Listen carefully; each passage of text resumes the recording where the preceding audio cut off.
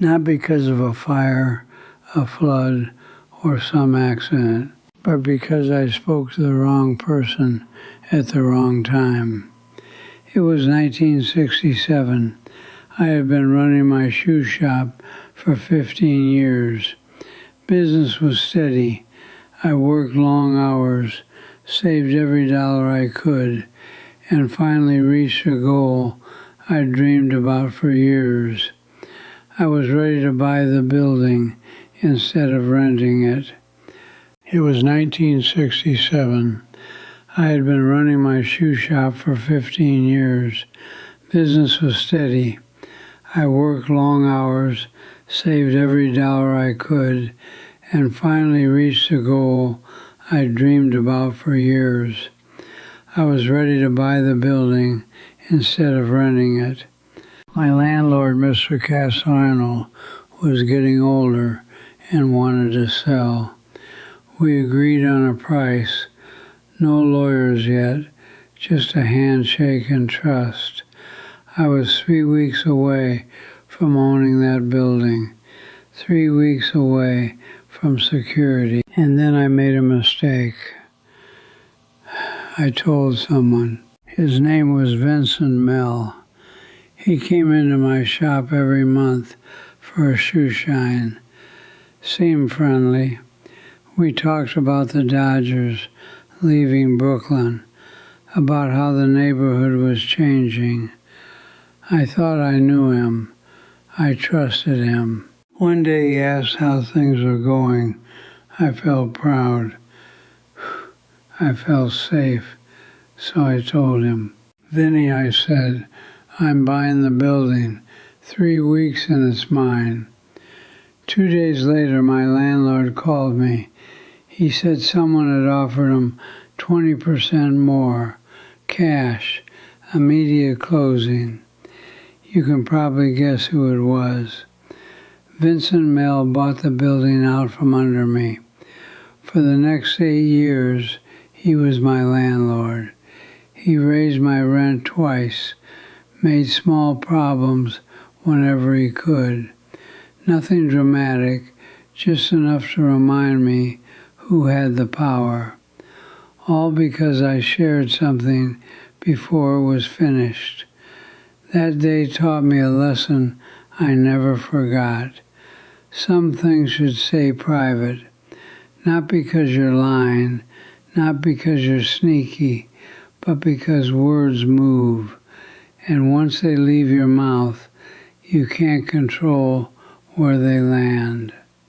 My name is Salvatore Benedetto, and today I want to share 7 things I learned to keep to myself, lessons that took decades, mistakes, and pain to understand. The first thing you should never tell anyone is how much money you have. This sounds obvious, but many people still get it wrong. When I was young, money was private. You didn't brag about it. You didn't complain about it. It was personal, like your health or your marriage. That's changed. Now people talk openly about salaries, savings, investments, sometimes even online for strangers to see. And I've watched how that usually ends. I knew a man named Thomas Whitfield. He worked at the shipyard. In 1971, his aunt passed away and left him $30,000.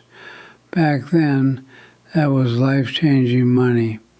He told people, not everyone, just co-workers, a few neighbors, some church friends. Within weeks, people started asking for help, loans, emergencies, promises. Thomas was kind. He felt guilty having money others didn't. He said yes too often. By the end of the year, the money was gone. Most of it never came back. The worst part wasn't losing the money. It was losing the relationships. People resented him when he couldn't give more. Knowing his finances changed how they treated him forever. When people know your money, the relationship shifts. If you have more, they feel jealous or entitled. If you have less, they pity you or judge you. It never improves things. So keep it private. Your spouse should know. Your accountant should know. Maybe your children when the time is right. But friends, co-workers, neighbors, they don't need to know. If someone asks, smile and move on. We're doing okay. That's enough. Your bank balance belongs to you. The second thing you should never tell anyone is your plans before they're done. This is the lesson Vincent Mell taught me. When you're working towards something big, you want to talk about it. You're excited. You want encouragement. But sharing too early causes problems. First, you give people a chance to interfere, sometimes on purpose, sometimes not. Second, you invite opinions you didn't ask for, doubt, advice, warnings. All of it can slow you down or make you question yourself. Third, and this surprised me, talking about plans can reduce motivation. Studies show your brain feels rewarded just for talking about a goal, even if you haven't done the work yet. I learned to stay quiet until my plans were real. When I decided to marry Gloria, I didn't tell anyone until the ring was in my pocket and the date was set. Not because I was unsure, I was happy, but I didn't want outside voices in my head. So protect your plans, work quietly, build them strong, share them when they're finished or impossible to stop. There's an old Italian saying, those who speak scatter, those who stay silent gather. The third thing you should never tell anyone is what you really think about people who have power over you. I didn't have a boss, but I had landlords, suppliers, inspectors, officials, and I learned fast. You never complain about them out loud. I had an employee in the 1970s. I'll call him Danny. He hated one of our suppliers, and honestly, the supplier was difficult. Danny complained to a customer, just venting. That customer was the supplier's cousin.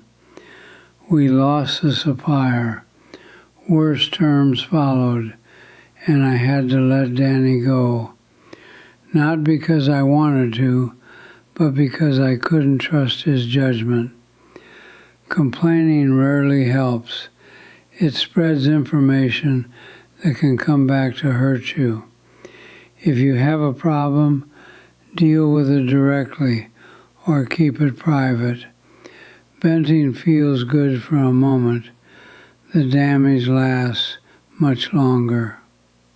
The fourth thing you should never tell anyone is your fears and weaknesses, unless they've earned your trust. Being open matters, but not everyone deserves access to your inner life. A friend of mine, Mario Bianchi, once shared his fear of public speaking with a coworker. He trusted the wrong person. Later, when a promotion came up, management already knew about his fear. He didn't get the job. His career stalled. Your weaknesses are valuable information. In the right hands, they bring support. In the wrong hands, they become weapons. Be selective. Trust should be proven over time. The fifth thing you should never tell anyone is other people's secrets. When someone confides in you, they're offering trust. If you break it, you lose something you may never get back. People who gossip are included, but never trusted. They hear everything, but know nothing real. My wife Gloria once told me that what she loved most was my silence. In 40 years, I never shared anything she asked me to keep private, not even when I was angry. Be a vault.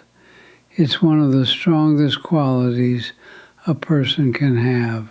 The sixth thing you should never tell anyone is that you're thinking of leaving a job, a place, or a relationship before you're ready. Once you say it, everything changes. At work, you stop getting opportunities. In relationships, trust weakens. In communities, you become an outsider. If you're unhappy, either fix it or leave, but don't stand halfway out the door. The seventh thing you should never tell anyone is family problems. Every family has issues, but once outsiders hear your side, they remember it forever, even after you've forgiven.